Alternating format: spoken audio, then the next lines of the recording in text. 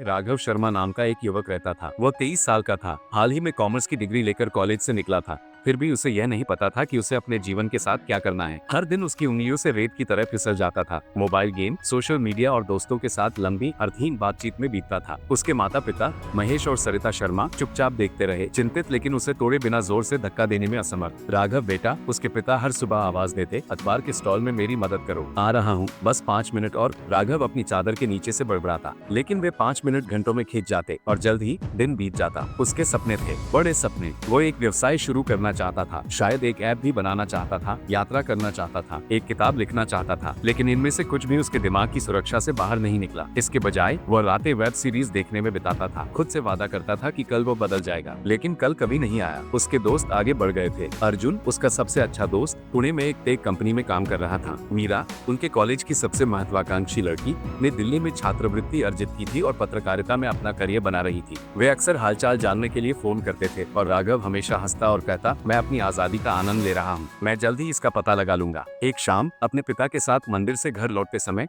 उन्होंने एक दुखद दुर्घटना देखी। एक लड़का, राघव से ज्यादा बड़ा नहीं, एक ट्रक से टकरा गया और तुरंत मर गया। वो छवि राघव को कई दिनों तक परेशान करती रही। वो सो नहीं सका। पहली बार उसने महसूस किया कि जीवन कितना नाजुक है। उस रात वो अकेला बैठा और खुद से फुसफुसाया, क्या होगा अगर मुझे दूसरा मौका कभी न मिले? क्या होगा अगर मैं कोशिश किए बिना ही मर जाऊं? अगली सुबह उसने कुछ अलग किया। वो सुबह 5 बजे उठ गया। उसने अपने फोन से हर ध्यान भटकाने वाला ऐप हटा दिया। उसने एक पेन लिया और एक कागज पर लिखा, मैं अपने जीवन का एक और दिन बर्बाद नहीं करूंगा। ये कठिन था। पहला हफ्ता पहाड़ चढ़ने जैसा लगा। उसे ध्यान केंद्रित करने में संघर्ष करना पड़ा। पुरानी आदतों में लौटने का प्रलोभन लगातार बना रहा, लेकिन वह आगे बढ़ता रहा। उसने व्यवसाय की किताबें पढ़ना शुरू कर दिया, प्रेरक साक्षात्कार देखना शुरू कर दिया और मार्केटिंग और ऐप डेवलपमेंट पर मुफ्त ऑनलाइन पाठ्यक्रमों में दाखिला लिया। एक सुबह अपने पिता की अखबार के स्टॉल में मदद करते समय उसने देखा कि लोग अभी भी कागज पर छपी स्थानीय खबरों के प्रति जुनूनी थे। इससे उसे एक विचार आया, छोटे शहरों के लिए एक हाइपर लोकल न्यूज ऐप क्यों न बनाया जाए, जहां जानकारी अभी भी डिजिटल नहीं थी। उसने अर्जुन को फोन किया और अपना विचार साझा किया। अर्जुन प्रभावित हुआ और उसे एक बुनियादी प्रोटोटाइप के साथ मदद करने की पेशकश की। ट्यूशन से बचाए गए सिर्फ 15,000 रुपए के साथ राघव ने एक साधारण वेबसाइट बनाने के लिए एक फ्रीलांसर को काम पर रखा। उसने ऐप का नाम